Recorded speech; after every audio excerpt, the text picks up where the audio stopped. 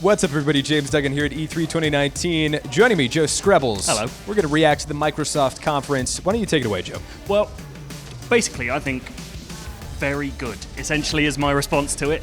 I was surprised by how good it was. It's kind of, because it's the year of leaks, it was kind of the only unknown quantity of the conferences, and it was way up front, so I kind of went in going like, I have an idea of what they might do here, but none of that sense of like, they are going to show me this, and this. And it was nice to see this idea of Xbox as a games first business. Like, we are making as many games as possible to just give them all to you, sometimes on Game Pass. Like, that really coming to fruition, like, it really looks like that is working. Like, Spencerism exists. Yeah. And like, to me, key to that is the close of the conference was Halo Infinite, not the new console, which is insane. To the new console. Absolutely. I think you're 100% correct. I think the fact that they've been onboarding to the Microsoft Game Studio all this talent, we saw maybe top of that chain, at least for now, is Double Fine. Yeah, which is crazy. And I love the idea that like Tim Schafer can come out in a very kind of politically, in terms of the game's development space, politically difficult climate where like you are kind of working for the big guy and you are joining this big team, and make a joke about like, hey, we'll help you make Halo, and they're like, we don't want you to do that, we want you to do your own thing. And he's like, oh, thank God. Yeah.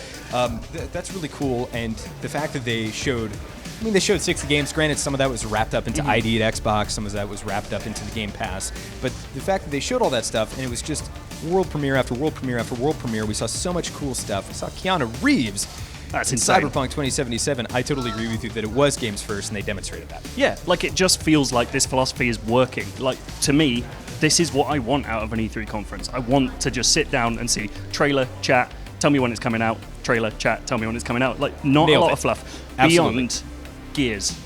I didn't need to see Rod Ferguson disappear in a puff of smoke and appear in like a weird dungeon. It was like a weird escape room. I think they were trying to draw a parallel between the escape mode and escape room. Like, hey, you guys, you hip kids know escape rooms? Well, it's in our game now. Yeah. So let me ask you, what was your favorite game announcement? Oh.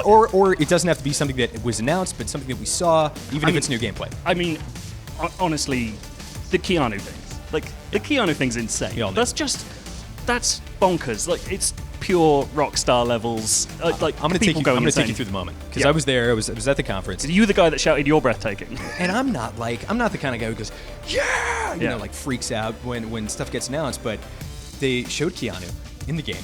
My mind was blown. And then before I could even like kind of process that, they were like, please welcome Keanu Reeves. And before I knew it, I was just standing up screaming. And everybody in the audience had the same reaction. Keanu had to like calm us down and be like, guys, I have to get through this. Please let me do this.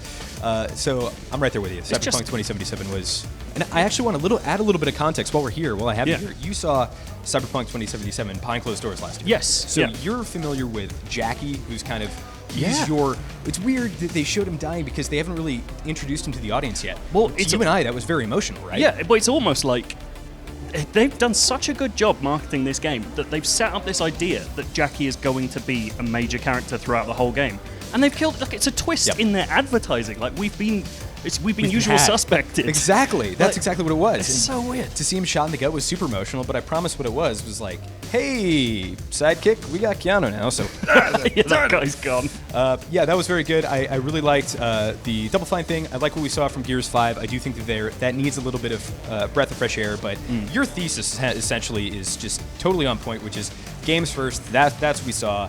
Why don't we talk about one other really, really big thing, and I think that's streaming. I think Stadia is going to be, moving forward from E3 2019, a pretty big word on the tip of everybody's tongue. Do you think that xCloud is going to be right up there with it? I think xCloud has the potential to, but like, kind of like Stadia, we just haven't seen that much of it in action for me to get behind it. But I mean, if anyone's going to do it, it's going to be Microsoft. Like, we've got the two companies who have the infrastructure. Like, we've seen a lot of stuff with being used with Microsoft's cloud servers. Like, that stuff, it works in principle. We just need them to show us that it's real. And if this, public test, like alpha test, starts happening soon, we'll get our answer. Yeah. All right, the final thing I want to close on is just a personal note. As a PC player, it's so exciting to me that every single game is coming to PC. Oh, it's amazing. It's so exciting to me that it's PC, Xbox, your phone. You can play wherever you want. Yeah. Like, they nailed it. I think that in the absence of Sony's conference, they were like, okay, here we go. Yeah, and they like, totally they did We've it. got to fill that space. They did it. As an aside on the PC stuff, Flight Simulator. Like, I just had this. I You don't explore the whole world because it kind of looked like you could. Yeah, I personally don't care about Flight Simulator that much. All I had was the vision of my granddad, who was so into Flight Simulator.